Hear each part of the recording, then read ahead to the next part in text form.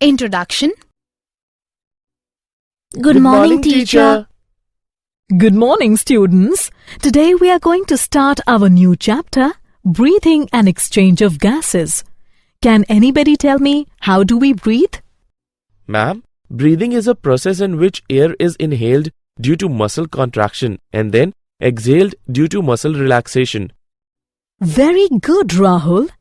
And what are the respiratory organs in humans? Ma'am, humans have lungs which help them to exchange gases with environment. Very good, Rekha. And what are the respiratory system disorders? We don't know, ma'am. Fine. Now I will tell you the whole process of respiration and its disorders. In this lesson, you will learn breathing and exchange of gases. Objectives. At the end of this lesson, you will be able to define respiratory organs, describe human respiratory system, describe mechanism of breathing, define respiratory volumes and capacities, describe exchange of gases, describe transport of gases, know about regulation of respiration, list disorders of respiratory system. Respiratory organs. The exchange of oxygen and carbon dioxide between an organism and the external environment is called respiration. The respiratory organs vary among different kinds of animals. Primary respiratory organs in adult vertebrates are external and internal gills, swim bladders or lungs, and skin. Common respiratory organs of invertebrates are trachea and gills. Human respiratory system. Humans have a pair of nostrils just above the lips, which leads to nasal chamber through nasal passage. The nasal chamber opens into a cavity called nasopharynx. Nasopharynx open into trachea through glottis of the larynx region.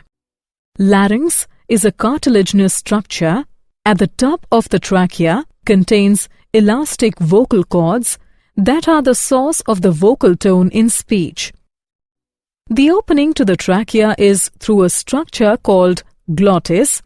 A thin flap of tissue called epiglottis prevents the entry of food into trachea during swallowing. The trachea is lined with mucous membrane. It traps any foreign particles. At the lower end, the trachea splits into two branches, the left and right bronchi. Each bronchi is then split to form secondary and tertiary bronchi and bronchioles. Each bronchiole ends in tiny spongy sacs called alveoli. The lungs are both encased in a double membrane called the pleura. The pleura protect and cushion the lungs.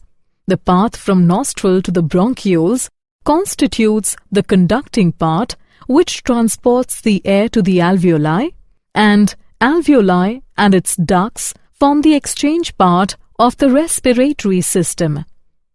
On the lower side of the lungs, diaphragm is present. Diaphragm is a sheet of strong muscles lies at the bottom of the pleural cavity. The diaphragm is absolutely necessary to the respiratory system. Mechanism of breathing. Breathing involves two stages, inspiration and expiration. During inspiration, air moves into the lungs due to expansion of the thoracic cavity. Thoracic cavity expands due to the contraction of the diaphragm at the bottom of the rib cage and the contraction of the external intercostal muscles, causing the ribs to move upwards and outwards. The expansion of the thoracic cavity also increases thoracic volume and decreases thoracic pressure, so that the net flow of air is down its pressure gradient and into the lungs. During expiration, relaxation of the diaphragm and intercostal muscles occurs, due to which the pressure of the air inside the lungs becomes greater than the pressure of the air outside the body and air rushes out. Respiratory volumes and capacities. Tidal volume, TV. During normal breathing, the volume of gas inhaled or exhaled in each respiratory cycle is called the tidal volume. Inspiratory reserve volume, IRV. It is the volume of the additional gas that can be inhaled through forcible inspiration following a normal inspiration. Expiratory reserve volume, ERV. It is the volume of the additional gas that can be exhaled through forcible expiration. Residual volume, RV. It is defined as the volume of a gas remains in the lungs after a maximal expiration. Respiratory volumes and capacities. Inspiratory capacity, IC. It is defined as the sum of the tidal volume and inspiratory reserve volume. Expiratory capacity, EC. It is defined as the sum of the tidal volume and expiratory reserve volume. Functional residual capacity, FRC. It is defined as the sum of the expiratory reserve volume and residual volume. Vital capacity, VC. The volume of gas that can be forced out from the lungs at the end of maximum inhalation. Total lung capacity.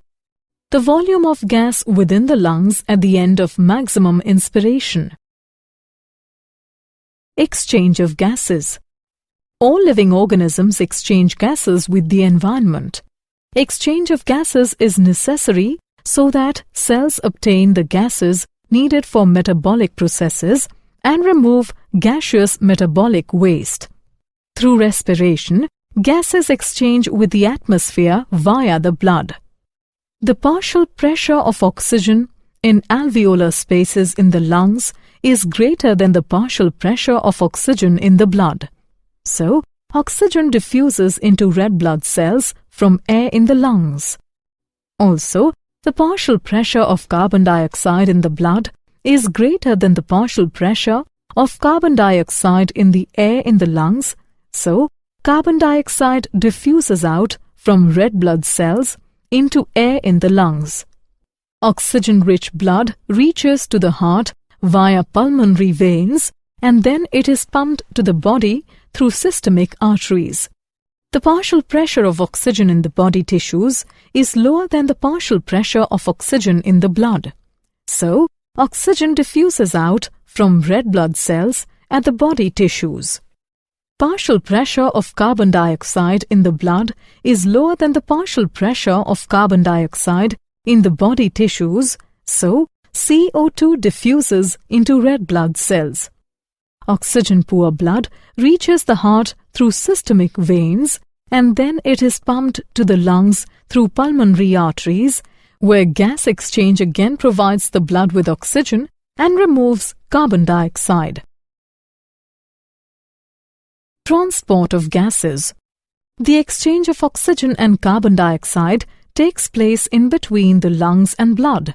The greater part of oxygen diffuses into the blood and at the same time carbon dioxide diffuses out. Transport of oxygen. About 97% of oxygen is carried by red blood cells. In RBC, oxygen combines with hemoglobin to form oxyhemoglobin. Hemoglobin is a conjugated protein containing 4 heme groups and globin. Hemoglobin is purple-colored, but oxyhemoglobin is of bright red color. Due to the partial pressure of oxygen gas, it readily combines with hemoglobin. The binding of oxygen to hemoglobin also depends upon partial pressure of carbon dioxide, hydrogen ion concentration, temperature, and various other factors. The oxygen dissociation curve is a graph that shows the percent saturation of hemoglobin at various partial pressures of oxygen. Transport of carbon dioxide. Carbon dioxide is carried in the form of carbonic acid, bicarbonates of sodium and potassium as carbaminohemoglobin. The transport of carbon dioxide depends upon its partial pressure. Majority of carbon dioxide is transported in the form of bicarbonate ions. Carbon dioxide enters into red blood cells in the tissue capillaries where it combines with water to form carbonic acid. This reaction is catalyzed by carbonic anhydrase, due to which carbonic acid dissociates into bicarbonate ions and hydrogen ions.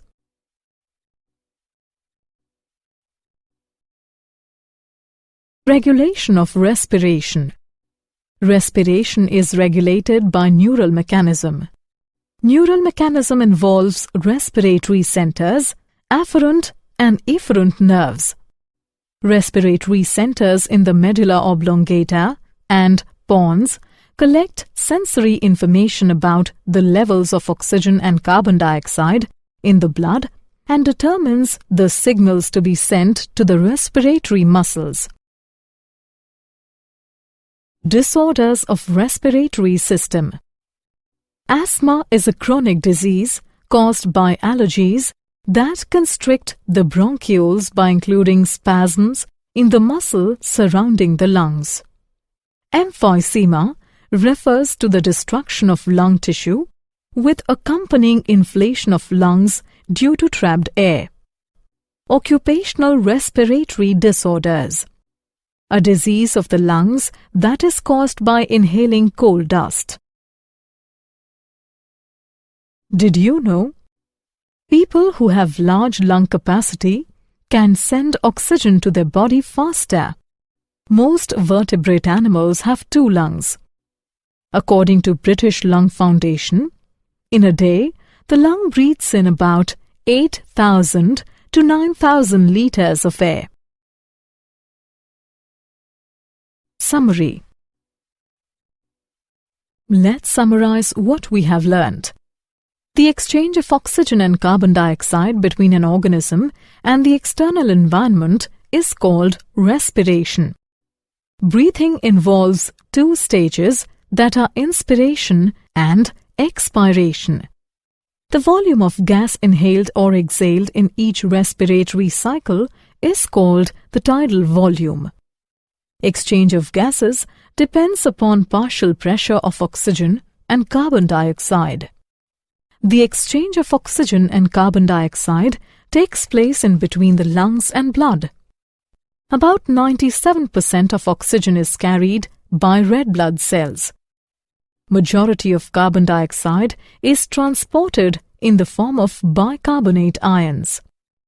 Respiratory system disorders are asthma, emphysema, occupational respiratory disorders.